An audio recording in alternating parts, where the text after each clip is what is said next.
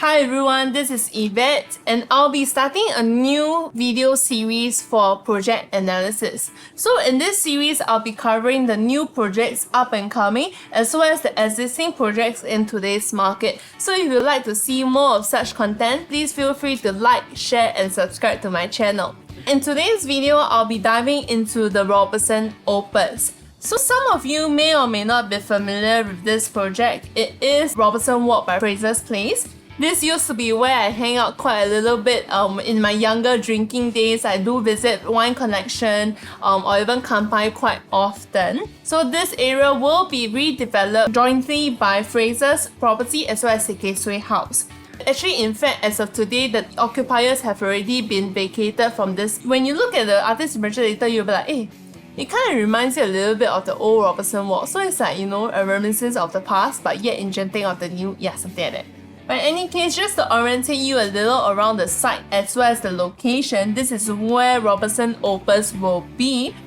It is in very close proximity to the Singapore River as well as to Fort Canning MRT. Of course, we're sandwiched in between quite a few buildings, so I would say if you're looking for a Singapore River view, you won't get much of that. Of course, if let's say we're looking on site, right, over here, if you get a slightly higher floor, you can possibly overlook the shop houses. Or in fact, if your unit is somewhere, you may get a pocket view of the Singapore River, but I won't bang too much on that. Buying into here, you are really looking to buy a 999-year new project that is near the MRT in River Valley area, which I think in today's market, this product is extremely rare. So of course, more information on the entire development. This is going to be again a mixed-use development in District 9 with 348 units residential, and then on level 1 as well as on the basement there will be the commercial units. It is a 999-year project, which is very rare in today's market. There is more than 300 units. Estimated completion will be in 2030. We're expecting it to be earlier, but to be confirmed by the developer. Just a little bit of artist impression for you to have a look. At first glance, it does look like Robertson Walk, I may say, but of course with a different tone, which I feel in the entire River Valley area, this project is bound to stand out because of the color scheme and because of how it looks. While other projects are maybe say white, grey, blackish kind of tone, generally high-rise buildings around here, this is of a more earthy tone. It is lower rise, but yet at the same time it is a mixed development. So just to give you a few pictures, so like, ooh, imagine or visualize how the project or how the actual product may look like. So I would say the main difference between this development versus other mixed use or other integrated developments is that the developer, or rather the architect and designer, has created this to be more of an open air concept. Generally, if you see projects, there is a very clear segregation, or like there's a shelter or like there's a cover between the commercial and the residential component and more facilities on top, but this one doesn't have. So my only concern about this is whether the commercial podium, will it get crowded, will it get noisy, and with this integration of the commercial component, will it then cause noise to travel up to residential units? I think that's a question, that's a thing to think about, because we won't know until we actually live in and we see the crowd streaming in, then we will know. But I would say, other than that, if this was sheltered, of course there will be more facilities on the ground floor of the residential unit. But that being said, you do get a very decent sized lap pool. The developer has also placed rooftop gardens across the block. It's not a whole circle kind of moment. It is a U, like whereby you walk from point 1 all the way to point B, something like that. But I would say good. If let's say you want to take your evening walks within the compound, but I would say in Singapore's weather today, what we see in condominiums, rooftop gardens are extremely underutilized. But that being said, now we move on to the unit mix as well as the site plan over here. So this project will consist of units between suites to 1, 2, 3 to 4 bedroom unit types. But one thing to note is that the smaller unit types do stand quite a high percentage in this project. When I add up suites 1 and the 2 bedroom plus 2 plus study, this actually adds up to 65% of the entire project, which is quite a bit. So if you ask me personally, I would prefer if the development has a bit more 4-bedroom units or even a 5-bedder. I think that would be very ideal. Given that this location, it is generally more for own stay lifestyle living. So then we move on to the collections that this development has. Of course, not all developments have such vary in terms of finishing color scheme, but this one has, so I do have to go through with you. So for block 15, of course we have the Premier, Luxury and Legacy collection. Premier and Luxury are both quite similar in terms of their finishing, stone-like finishing, but color scheme is a little bit different. Premier is more of a creamy, lighter tone finishing, whereas Luxury is a bit more earthy brown tone. Then of course we have Legacy for the bigger unit types. That one is of a marble finishing on the flooring. On to the Premier finishing that we were talking about. This will be primarily in block 15 that you see over here. Of course, in the middle, this will be where all the suites and the 1-bedroom units will be at. And then at the 4-corner units, that will be where the 2-bedroom B1 will be at.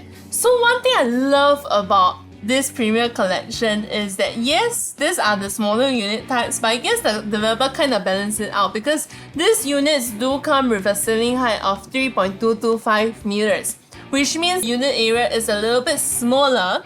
But when you walk in with a higher ceiling height, this gives you the illusion that the space feels bigger than it actually is. So also moving on to the Luxury collection, this will be at block 7, 11 and 13. Where primarily most of the 2-bedroom and also the 3-bedroom units are at. Then to block 9 over that corner where you have 4 units per floor level. This is where the Legacy collection is at the marble flooring. This will be where the 3-bedroom premium and also the 4-bedroom premium units are at. So moving on to the 1-bedroom analysis. The suites is at 431 square feet. Bear in mind this Premier collection, higher ceiling height, and it is at block 15. So the suites are all external facing, they are all 431 square feet. When I put this two layouts side by side, actually, we don't have the exact dimensions as of yet, but when I put them side by side, I can't see much of a difference lah. I would say at most, maybe say this beam is a little protruding out, but besides that, it's generally very similar. Then we move on to the 1-bedroom. Of course, suites is more like a studio. This 1-bedroom has a proper segregation of space between the living and the bedroom. This, we walk in, there's a kitchenette. Of course, the spaces are segregated, but 1-bedroom unit types are internal facing. So then the question would be, generally people buying into 1-bedroom in the River Valley area, can I say the majority would be buying for investment?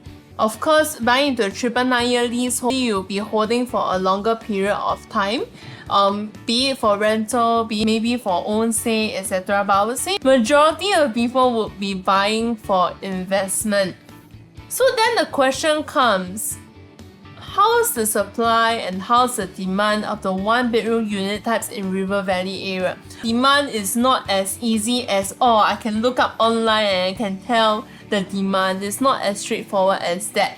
Demand requires us to be on the ground, speaking with different groups of people such as landlords, tenants, buyers, sellers, owners of the place to really figure out what are people looking for in this area. Whereas for supply, it's a bit easier because we can search out the total number of units in the entire area, the total number of available listings that are looking to sell, looking to rent. That one is a bit easier. But now the question is, in River Valley area, how's the supply? How's the demand like? And if you are looking to buy for investment, then how does the rental play out? Are these 3 factors all in correlation with each other? Let's take a look.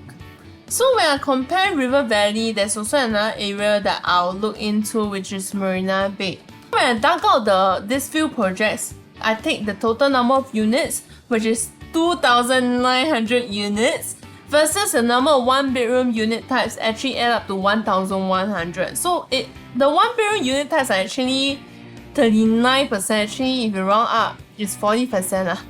40% of the total number of units. When I saw this, I was a little bit shocked. Like, wow, in Marina Bay, there are so many 1-bedroom types. Then Then how's the competition like in this area? Is it easy to rent? Is it easy to offload? Then there's also another question to consider. But then we look at the supply of 1-bedroom types in River Valley. And when I take UE Square, Aspen Heights, the Pier, Martin Place residences, this all add up to about 1,400 units over here. 1-bedroom unit types are much lesser at 20% of total number of units. Then we look at the rental yield of these two areas. We put it side by side, whether the supply, whether the demand, whether the rental all gel together. So bear in mind for Marina Bay area that the 1-bedroom are close to 40% of the total number of units, whereas for River Valley it's only about 20% or so.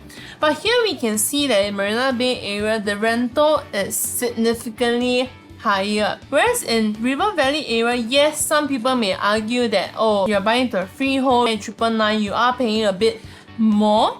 But when we see over here that the rental of the 1-bedrooms in River Valley is not as high. So if you are looking to buy into this area solely for the reason of rental yield, I would say there may be better options out there. But however, if you're looking to buy a 999 in River Valley that is near MRT, that is a new project, a mixed development, then of course by all means you may consider Opus. But if it's for rental yield, it's okay. When I put the suites and 1-bedroom side by side, my top choice would be the suites because of the lower quantum. If I take 431 square feet times the estimated per square foot, we are still waiting for developers' updates. It will amount to close to 1.4 million. However, in the 1-bedroom, because there is a difference of 64 square feet, because the per square foot is a lot higher, every square feet really counts. This translates to a whopping difference of 200k just between the suites and the 1-bedroom. Granted that in the 1-bedroom, you do have a separated living and sleeping area, but I would say when you notice that 1-bedroom, the kitchenette is also a bit smaller lah. So if you're buying for investment, I would actually go for the suites. However, one thing to note is that if you are on the market, you would have also heard the Zion Road, the River Valley area, there are going to be government land sales that are coming up. The River Green's 2-bedroom compact is going to be approx 527 square feet. River Green, it is a 99-year leasehold. It is harmonized, but the fact that they can squeeze 2 bedrooms compact in 500 plus square feet is quite interesting. But if we take that and we assume that it is maybe translating to a 2,800 per square foot, that will be 1.4 million. So essentially, if you buy into Opus, in the suites for example, you just need to top up a little bit and you can get a 2-bedroom in River Green. If you are an investor and here, I'm sure you would have so many questions, so many thoughts. You would have people coming to you, recommending you different products. But I guess ultimately, do your homework and know what you're entering into. So next, we move on to the 2-bedroom analysis. There are quite a few layouts, so stay on with me. Starting from the smallest unit of the 2-bedroom, it is at 689 square feet. A dumbbell layout whereby you walk in, your kitchen is tucked away in that corner. The bedrooms are on the left and right. In terms of space efficiency, is definitely there. On to the second smallest unit, actually there's only 3 sizes. Second smallest unit, 710 square feet. This is quite interesting because when you walk in, your kitchen is actually corner at your entrance. You walk in, your master on the left. But I think the good thing is that for this layout, there are windows at the master bath, which is something that people would look out for.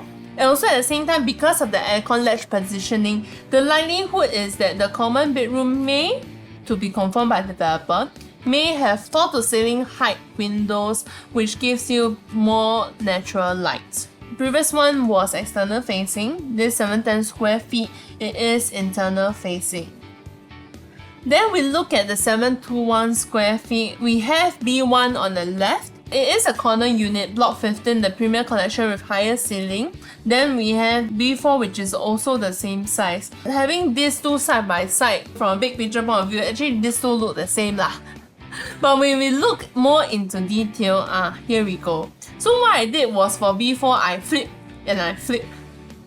to help you have a better visualization of the key differences between these two layouts.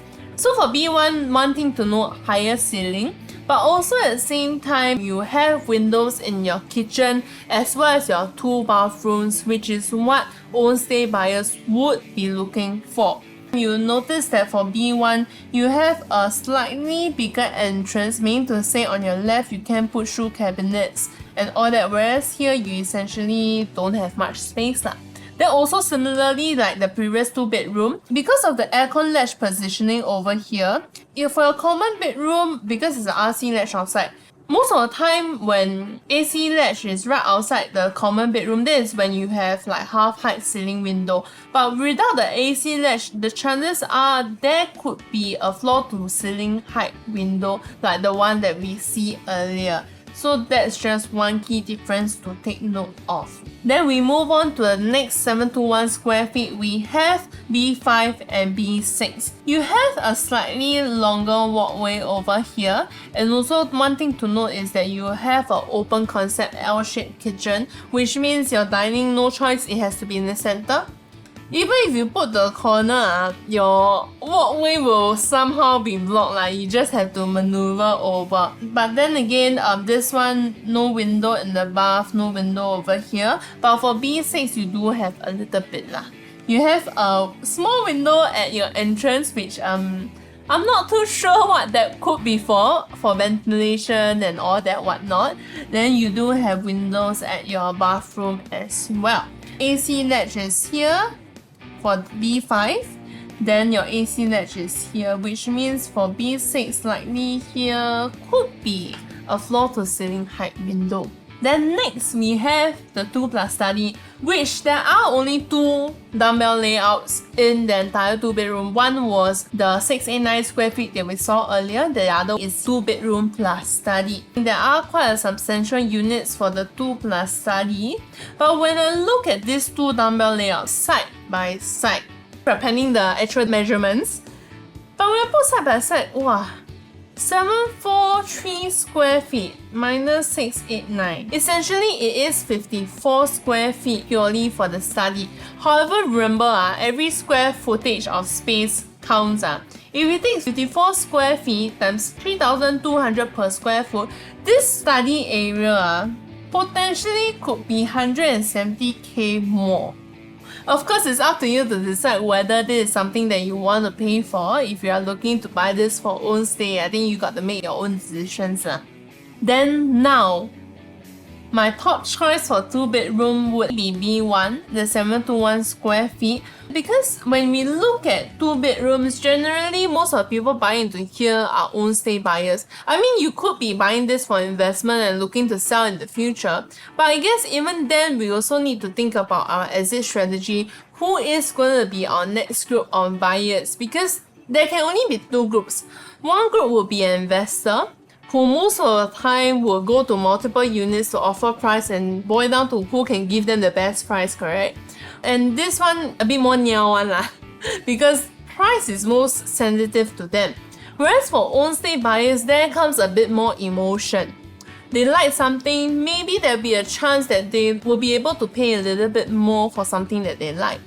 So whether I'm buying for own stay or investment now, I'll be actually gunning for the own stay buyers, which translates to this unit has to be livable, has to be functional, and it needs to have all these attributes that this profile would be looking for, which I feel B1 has. You have the high ceiling, you have a tuck-away kitchen with a window, and your 2 bathrooms are also window, and the high chance is that your common bedroom has also the floor to ceiling height window. So this would be the most ideal choice. Secondly, if let's say this doesn't work out or budget is a little bit of a constraint over here, you can potentially go for B4 because this layout is very efficient. We take 789 square feet versus a 710 to even a 721 square feet. Every square foot counts and there could be potential savings over here. If you are looking to buy this for rent, then I think going for the lowest quantum will be possible. But I would say for a 2-bedroom type, buying into a 999-year project, you do have to hold for a longer period of time in order to see the returns and the potential of it. But then when we put these two side by side, the question is, where is our threshold? When do we decide between B1 or B4? For me personally, if let's say I take 721 square feet for example, if I times 3,002, this will translate to about $2.3 million. But if I take 689 times 3,002, it will be 2.2. So assuming this both comes in the same per square foot, right? This would potentially be a 100k gap. Then my guess would be B1 likely be of a higher per square foot. If we take 721 and we times 33 per square foot, then that would translate to 2.38 million. I think this might be my threshold actually. If the quantum difference is too much, I would cap it to about 200k, and that will be when I will look at the smaller unit types. Because if B1 is too expensive and doesn't justify its premium attributes, then going for other bedroom types would be a more wiser choice. However, River Green's 3 Compact, one thing to note is that if you're in the area, you would know of all this news already. It is 786 square feet. So we assume that 2008 per square foot, that will only be $2.2 million. And just now when we went through the calculations, this 2-bed, 2-bath Opus would generally be about 2.3 million. So then the question is which one to go for. You will have so many thoughts in your head. Then the more you hear, you get more confused. But I would say in the resale market in the future, people who will be looking at Opus will definitely not be looking at River Green, because these two products are completely different. Thereby, the profile of buyers are also very different. People who go for River Green in the future when in TOP won't be looking at Opus. Why? Is because of the price tag of the premium difference between these two developments. So, and at the same time, like what I mentioned earlier, 2-bedroom buyers are generally for own stay. People who are buying into the 2-bedroom here, they won't be looking at the 3-bedroom compact there because of the size, because of the layout, etc. So I dare say that for 1-bedroom, the buyers mainly are investors, and thereby we do have to compare with the rest of the developments in the area. But if we look at the 2-bedrooms, generally it will be own stay buyers. Then the comparison is not really an apple-to-apple comparison, because own stay investment, they have different attributes that they look at. So in case, I wouldn't put this into consideration unless you're buying this for investment. Then we can relook your options over here. Next, we move on to the 3-bedroom analysis. Starting from the smallest units, we have C1S as well as C2S. Starting from the 926 square feet one, you'll notice is that the moment you walk in, your kitchen is tucked away. You have all the attributes in your kitchen, in your toilets as well. You walk in your living and dining, and 3 proper sized bedrooms. And of course, you have a very nice flexi area over here, which also comes in with a window. So if let's say you do not need the flexi to be as such, what you can do is you can hack away this wall, and you can convert this as a big part of your dining space. Or if you do need, right, you can also seal it up because it does come with a window. But I would say if you don't need it and you want to hack it, this will create a lot more space, and the feeling will be very different when you walk into this 3-bedroom. So when I put this layout side by side, the key difference in this 54 square feet is in the balcony. So this one, you don't have balcony in the master, but the 980 square feet, you do have a balcony over here. 3-bedroom units in Robertson Opus are generally quite nice. They are very livable. Of course, I will touch on the other layouts later on. Then we move on to the 3 Flexi.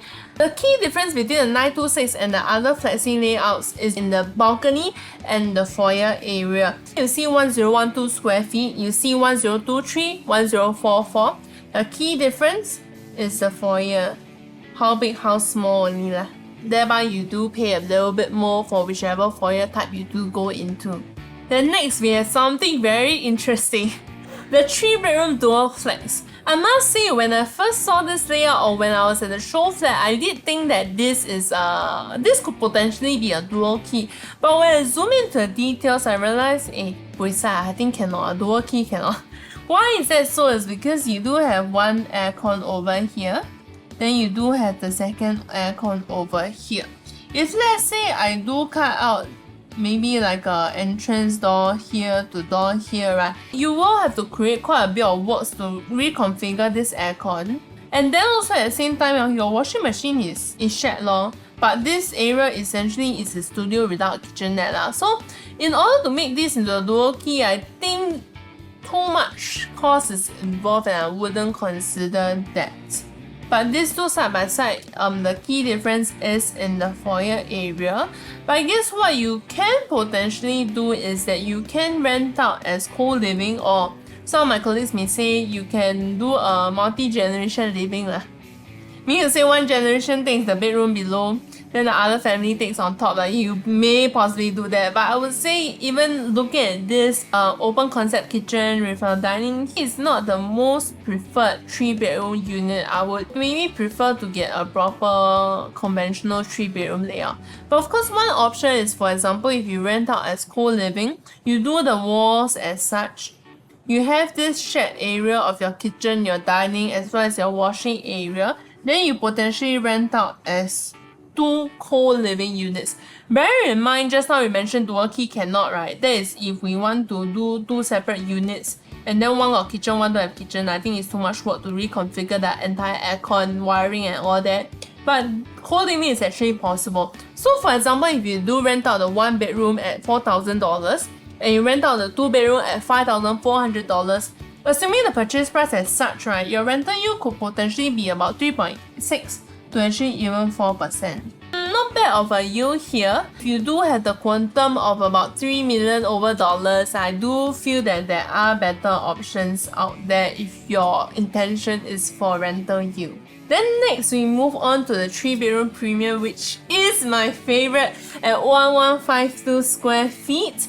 This is of course the Legacy Collection with the marble flooring. So over here you do have a balcony that combines the entire living and stretches out to bedroom 3. But what I love about here is really the kitchenette. These window doors, they can essentially be covered up entirely, but yet it can be retracted entirely as well. So can you imagine with me, if you do cook, this can be solely a wet kitchen separate from the living and dining area. But on days you have hosts, you want to have drinks with your friends to come over to chill for a night, this area essentially can act like a bar counter, part of your hangout zone. This entire area, to be a hangout space, I think it is incredible. And furthermore, if you are buying into a 3-bedroom today, if you do want to have an exit strategy, your next buyer would likely be looking for own stay, then we've got to look for attributes that make you stand out in the crowd, stand out among competition in the River Valley area. And I think by this pointer alone, this layout really will stand out in the market. And also at the same time, if you do not need this 3rd bedroom, what you can do is you can hack away this area. Then wow, your living and dining is humongous, especially if you like to host friends and you want to translate this into a bigger 2-bedroom at 1152 square feet. I think it is incredible. Then also at the same time, if you want to sell in the future, what you can do is you can easily reinstate back the walls. I don't think it will be a difficult thing to do. One thing I like is also the flexi room over here. So what you can do is you can remove the wall, construct a wall over here, and this acts as your walk-in wardrobe. Or maybe if you have a baby, that can be the baby cot area, etc. I think this flexi, it can also act as a study because you do have a window at this flexi area. So I would say it would be even nicer or even more perfect if let's say it comes with a private lift, especially in River Valley area where it's a bit more atas, a bit more lifestyle. Buying into this 1152 square feet do give you a lot of options. If let's say in 3 to 4 years time you do decide to stay, you can. You can host friends, yet having a very big space in the entire River Valley area. But next time if you exit, you do have a very strong advantage over the other competitors in today's market. So my top choice, I think you can hear from my tone already, will be the 3-bedroom premium because of the functionality of the layout, because of what the kitchen attributes offer. I do think this one poses as a very good product in the market. Then my second top choice would be the 926 square feet because like what I mentioned, this bedroom type versus the other types, right, the difference is really just in the balcony and the foyer area. So to me, those two spaces are not really as usable. I mean, of course, you can convert the master bedroom into a study, etc. But I would generally go for a smaller one because this is already very functional as it is, right? Go for the 926 square feet one, then the 980 before you go to on bigger ones, depending on the unit availability on the booking day itself. When we look at the available supply of the 3 bedrooms, what we'll notice in the River Valley area, it's very little. If we're looking at something 999 here, more than 300 units in the vicinity of where Robertson Opus is, at this current moment there are only 29 listings for sale. Of course, granted, there may or may not be some duplicate listings, so actually the supply is extremely little in this area. So with not as much supply, and if people are looking for stay, are looking for lifestyle living, Robertson Opus buying into a 3 bedroom here, I feel is a relatively safe choice. Of course, we look at the Avenir, Rivergate, and we look at all these places, the prices are already ranging about the 4 million mark. If we take 1152 times 3,200 per square foot, the unit may range from about 3.6 to slightly over 4 million. I think you can get a very decent size 3 bedroom, and yet at the same time it is brand new. Whereas all these condos, of course Avenir is the newest, the rest like Martin Place, Aspen Heights, Rivergates, these are potentially about 10 to 20 over years old already, and by the time Robertson Opus is constructed, then those would be even older. Yeah. Then we move on to a 4 bedroom. There is only one type, so there is not much of a comparison to two. So this falls under the Legacy Collect. The moment you walk in your living and dining, you do have a junior master room at the side with your 3 bedrooms at the other corner. Same for the 3 bedroom premium. I would prefer this. Maybe with a private lift, I think that will add a very nice touch lah. Of course, you walk in your living and dining, and again, if you do not need the bedroom 4 over here, what you can do is you can hack it away, and generally your living and dining area, on days that you host, you have your friends over for drinks, this entire portrait rectangular space is for you and your friends together, which, wow, I can imagine already. Fantastic in terms of space. Because again, your kitchen windows can be completely covered up if you do need to do some heavy cooking, or it could be completely retracted, and then this entire space, your friends can stand around, sit around. I don't think you need to go to the function room anymore. But in any case, this 4 bedroom premium at 1539 square feet, I think it is very sizable. Then when you look at the master bedroom, there is even space for your vanity area over here. Then similarly to the 3 bedroom premium that we saw earlier, your flexi, this one they show you that you can really turn it into a walk-in wardrobe lah. So for this 4 bedroom premium, I think this layout definitely is something that you go for. If only there are more units, then don't need to fight as much lah. But unfortunately, there's only one stack of 4 bedroom premium, which translates to only 9 units.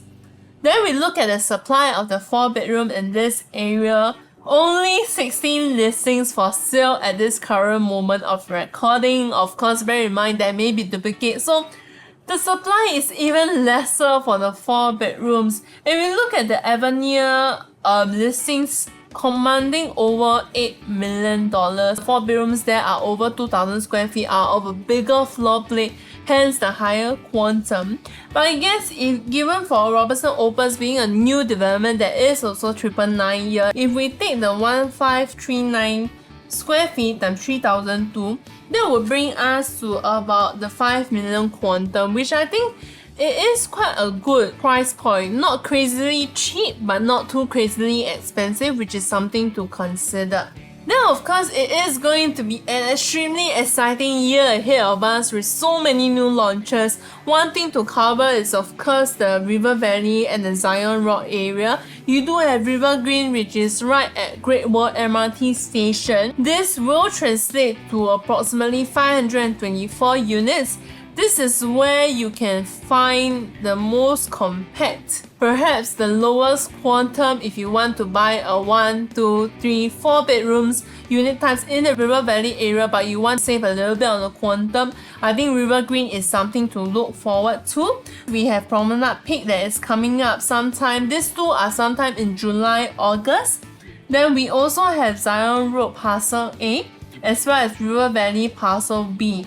So all these are all by renowned developers, so definitely we can see some healthy competition going on. Then the question is, what if all these 4 plots, and of course including Robertson Opus, it is also an area adding 5 plots in total. Then the question is, how would the developers price the units in this area? Will they price it a bit more competitively? Will they price it a bit higher? I think that is something to look forward to.